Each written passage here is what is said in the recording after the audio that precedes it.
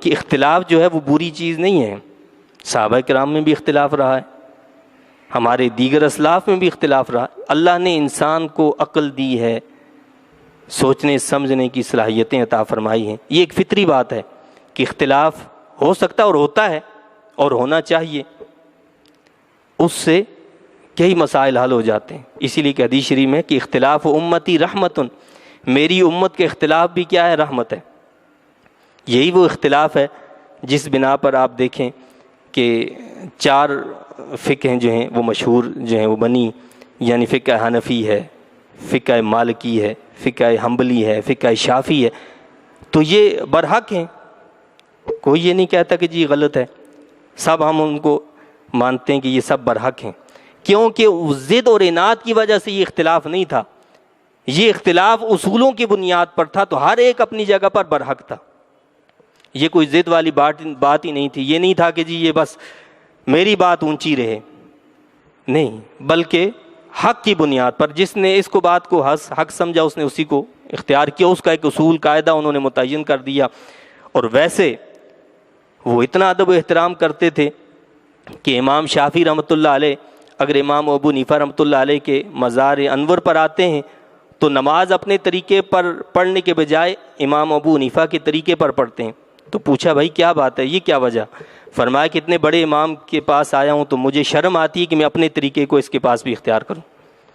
تو یہ تھا، یہ کوئی مطلب کوئی ضد اور درمی نہیں تھی. لیکن اب جب لوگوں کے اندر حسد کی وجہ سے اور یہ ساری چیزیں جب آئیں تو اب یہ اختلافات پیدا ہوئے. یہ جو آپ دیکھتے ہیں نا فرقہ بندیاں مختلف، یہ اصل میں وہی بات ہے، بس ضد ہے، ہٹ درمی ہے. اس ضد کو، ہٹ درمی کو ہم نے نہیں چھوڑنا. دین اس کا نام تھوڑا ہے کہ آپ کسی ہٹ درمی پر، ضد پر قائم ہو جائے. یہ بات تو یہودی بھی کرتے تھے. یہودی بھی تو اسی لیے فرقوں میں بٹ گئے تھے کہ وہ ضد اور جو ہے نا دشمنی پر قائم ہو جاتے تھے بس، یا یہ سمجھتے تھے کہ میں اتنے بڑے مرتبے اور مقام والا ہوں، یہ چھوٹی بات کرنے والا جو بندہ جس کا دنیا میں کوئی مقام مرتبہ، اس کی بات کو میں کیوں مانوں. انانیت نہیں تھی، بلکہ وہ یہ دیکھتے تھے کہ یہ بات کیا ہے، حق کیا ہے، سچ کیا ہے. سچ کو اگر قبول کر لو تو بات ختم.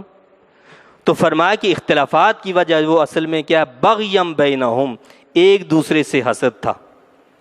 آج آپ دیکھیں کہ ہم جو مختلف ٹولیوں میں، گروہوں میں بٹے ہوئے ہیں، ان کے اندر بھی مختلف ٹولیاں بن چکی ہیں.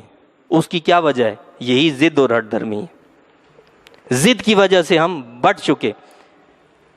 یعنی ان لوگوں کی ذمہ داری تو یہ تھی کہ جن کو اللہ نے کتاب دی اور پھر کتاب کی سمجھ عطا فرمائی، ان کا کام یہ تھا کہ یہ کتاب لوگوں کو تقسیم کرنے کے لیے اللہ نے نہیں بھیجی. یہ کتاب تو اس لیے بھیجی ہے کہ تاکہ لوگ متحد ہو جائیں، متفق ہو جائیں، ایک نقطے پر، ایک پوائنٹ پر جمع ہو جائیں. لیکن ہم نے یہ سوچا کہ ایک نقطے اور پوائنٹ پر کیوں جمع ہوں؟ ہماری سرداری، ہماری بادشاہت، ہماری چودراہٹ یہ آخر کیسے قائم رہے گی؟ اس چودراہٹ کو قائم کرنے کے لیے یہ مختلف ٹولیاں اور سب کچھ بنا دیا.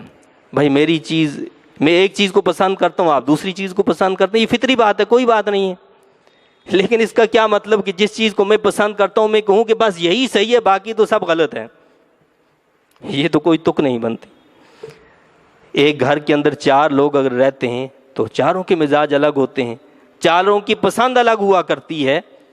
لیکن اس کا یہ مطلب نہیں ہے کہ ایک اگر ایک چیز کو پسند کرتا ہے، دوسرا دوسری کو پسند کرتا ہے، تو وہ ایک دوسرے پر قتل و قتال کے لیے تیار ہو جائیں کہ مارو مارو، ختم کرو، اس لیے کہ یہ غلط کہتا اور یہ میں صحیح ہوں.